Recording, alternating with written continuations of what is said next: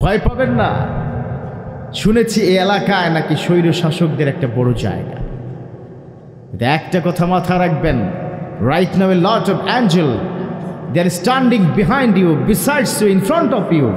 এই মুহূর্তে অনেক লক্ষ লক্ষ ফেরেশতারা আপনার পিছনে আপনাকে ব্যারিকেড দিয়ে রেখেছে, ডানে এবং বামে, এমনকি সামনে চতুর্পাশে পাহারা দিচ্ছে ফেরেশতারা। মনে রাখতে হবে, এই ফেরেশতাদেরকে আল্লাহ এখানে দাঁড় করিয়ে রেখেছেন যে কোনো শাসকতন্ত্র মন্ত্র চলবে না। এই ফেরেশতারা তোমাদেরকে এখানে হেফাজতে রাখবে। পারেন কি পারেন না?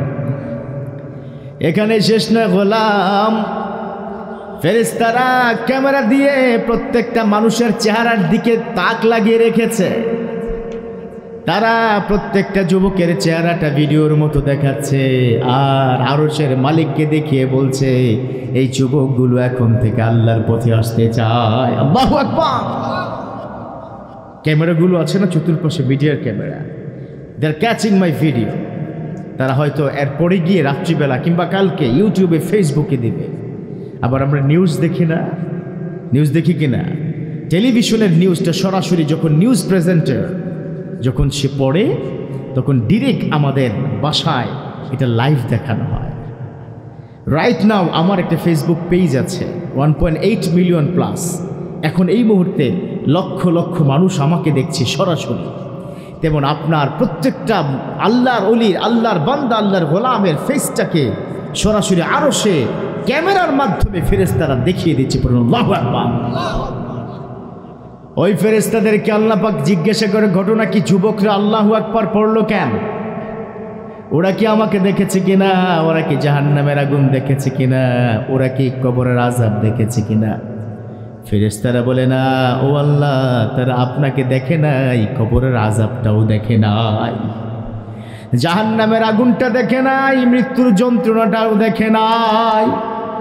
এবার রব্বুল আলামিন বলেন, যে যুবকগুলো সুবহানাল্লাহ পড়লো, আবার তাফসীরুল কোরআনের মাহফিলে এসে গেল, ফাআশহাদু লিআগফিরান্না লাহুম, ও ফেরেশতারা সাক্ষী থাকো, যেই যুবকগুলো তাফসীরুল কোরআনে চলে আসলো তাদের জিন্দেগির গুনাহগুলো এই মুহূর্তে আমি ক্ষমা করে দিলাম। সুবহানাল্লাহ। পড়েন কি পড়েন না? আল্লাহ কি কাউকে নিষেধ করবেন? কাউকে অজুহাত দেওয়ার কি প্রয়োজন আছে? এই জন্য যুবক তোমাদেরকে বলছি, তোমরা যে আজকে প্যান্ডেলে এসেছ কারোর জন্য নয়, আল্লাহর সন্তুষ্টির জন্য।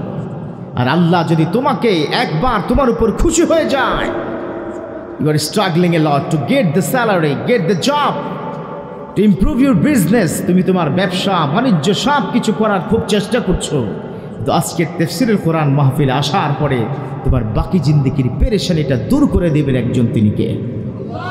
পারেন কি পারেন না? এই যুবক, বিশ্বাস হয় না? You have to trust on Almighty. এই কথা তো আমার কথা নয়, এটা আল্লাহ নিজেই বলেছেন, ওয়া মান ইয়াতাওয়াক্কাল আলাল্লাহ ফাহুয়া হাসবুহু। আমার রব্বুল আলামিন তিনি বলে দিয়েছেন, ওয়া মান ইয়াতাওয়াক্কাল আলাল্লাহ, those people are depend on almighty Allah, Allah is good enough for হিম।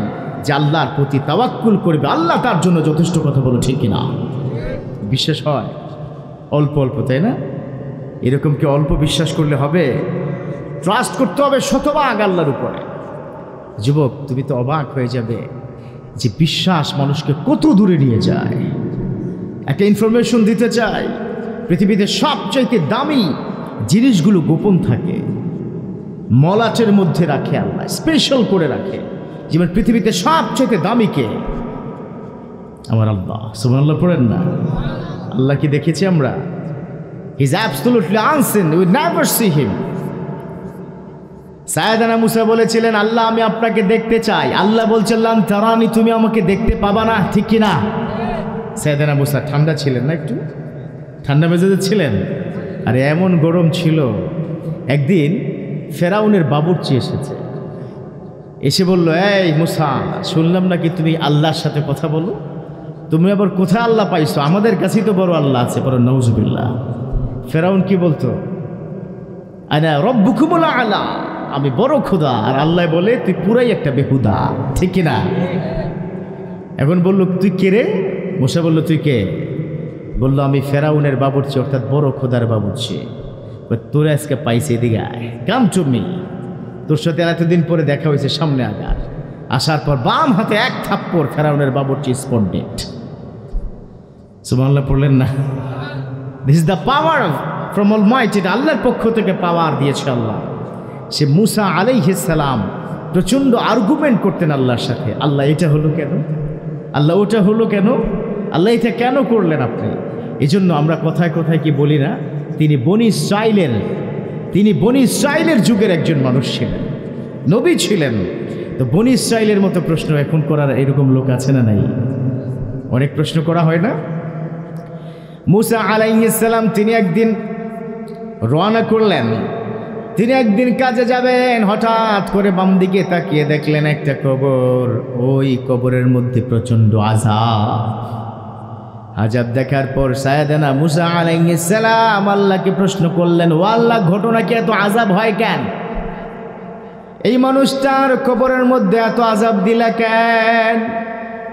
এবার রব্বুল আলামিন বললেন, ও ভয়ঙ্কর পাপিষ্ঠ, ও জীবনে এমন কোনো পাপ নাই যেই পাপটা ও কোনোদিন করে নাই। অনেক পাপ করেছে কিন্তু ক্ষমা চাওয়ার সুযোগ পায় নাই। আমরা কি সুযোগ পাবো? ক্ষমা চাওয়ার চান্স কি আছে? এই যুবক, মাগরিবের নামাজ পড়েছো কিনা? এশার নামাজও হয়তো পড়ো নাই, বাট ফজর পর্যন্ত তুমি বেঁচে থাকবে। You have no any kinds of any little bit of guarantee. তোমার 1 সেকেন্ড পরিমাণে গ্যারান্টি নেই। কথা বলো ঠিক কিনা? এই কথা কার কথা? রব্বুল আলামিন বলেন, فإذا جاء أجلهم لا يستأخرون ساعة ولا يستقدمون